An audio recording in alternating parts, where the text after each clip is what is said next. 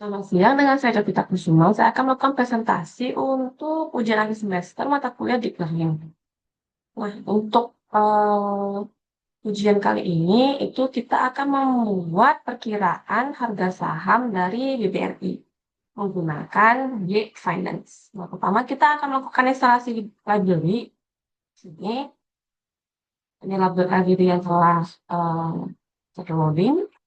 Lalu lanjutkan dengan import library dan pengambilan data. Library yang dibutuhkan mengambil data harga saham BBRI dari Yahoo Finance menggunakan Y Finance.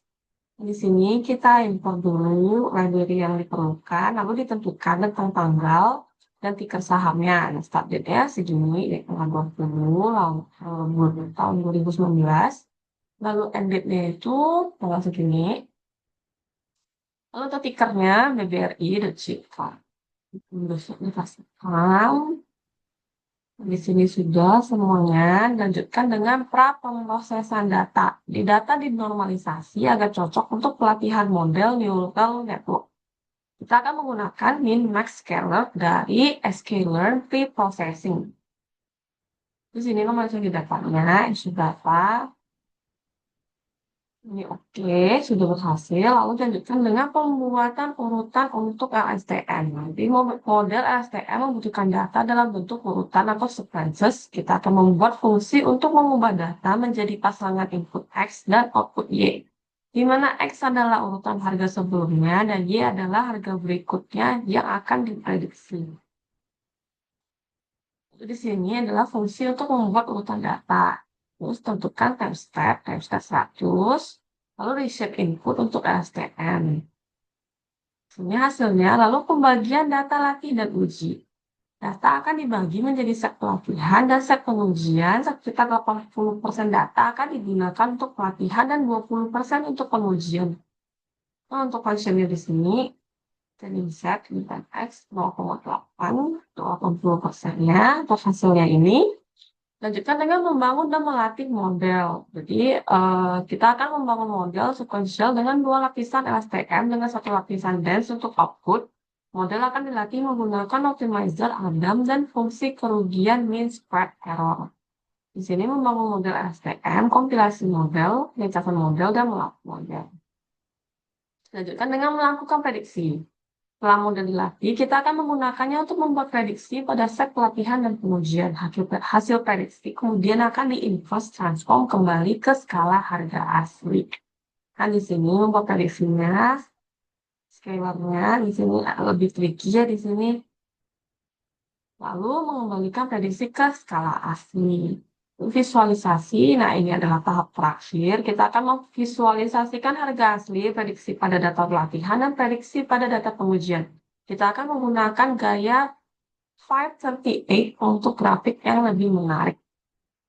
Ini data pelatihan, pengujian, plotting, plot harga asli, plot sesuai data pelatihan, plot prediksi data pengujian. Nah, untuk hasil visualisasi akhirnya kita dapatkan ini harga asli dengan garis biru, prediksi pelatihan dengan garis berwarna hijau, dan prediksi pengujian dengan garis berwarna merah. Lalu akan kita lanjutkan.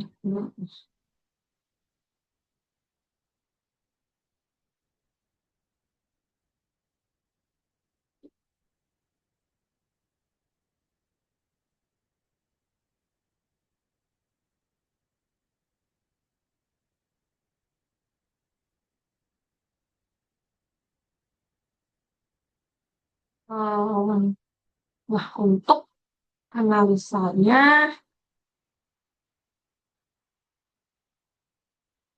adalah analisa akhir dari grafik tadi. Menampilkan titik utama dan untuk yang pertama harga asli dan ya tadi udah. Lalu trend prediction. Pada segmen data pelatihan, garis prediksi pelatihan terlihat cukup mengikuti tren dan fluktuasi harga dari harga asli. Ini menunjukkan bahwa model LSTM berhasil mempelajari pola-pola historis dalam data pelatihan. Lalu, kesesuaian yang baik pada data pelatihan mengindikasikan bahwa model memiliki kapasitas yang cukup untuk menangkap hubungan antara harga historis dan harga masa depan. Untuk tes prediction pada segmen data pengujian, garis prediksi pengujian juga terlihat berusaha mengikuti pergerakan harga asli. Ini adalah indikator utama keberhasilan model. Model tampaknya berhasil menangkap tren umum pergerakan harga BBRI baik tren naik maupun tren turun.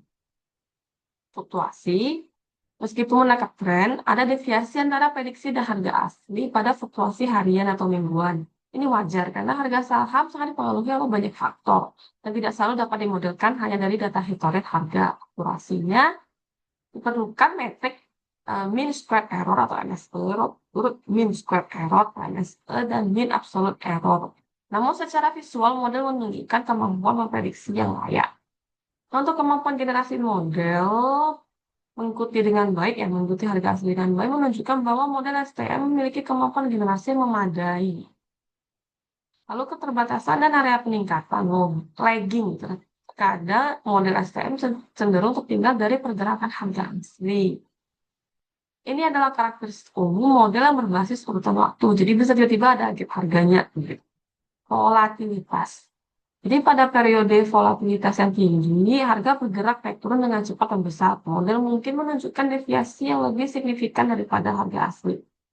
Nah, prediksi jangka panjang, mengingat grafik mencakup prediksi hingga Juli 2025, akurasi cenderung menurun seiring dengan semakin jauhnya horizon waktu prediksi.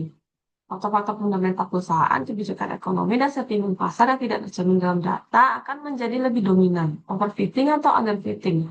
Meskipun secara visual terlihat baik, evaluasi metrik kuantitatif dan analisis residual dapat membantu menentukan apakah model mengalami overfitting atau underfitting. Nah, kesimpulan secara keseluruhan, model LSTM yang digunakan apakah cukup efektif dalam memprediksi harga saham BBRI berdasarkan data historis yang diberikan. Model ini berhasil menangkap tren pergerakan harga dan menunjukkan kemampuan generalisasi yang baik pada data pengujian. Namun, seperti halnya model prediksi harga saham, ada keterbatasan dalam menangani fluktuasi ekstrem dan prediksi jangka sangat panjang tanpa mempertimbangkan faktor fundamental ataupun berita. Untuk analisis yang lebih dalam, evaluasi metrik kinerja model secara kuantitatif akan sangat membantu. Terima kasih. Sekian presentasi saya. Apabila ada kesalahan penjelasan atau pengucapan, saya minta maaf. Terima kasih atas perhatiannya. Have a nice day.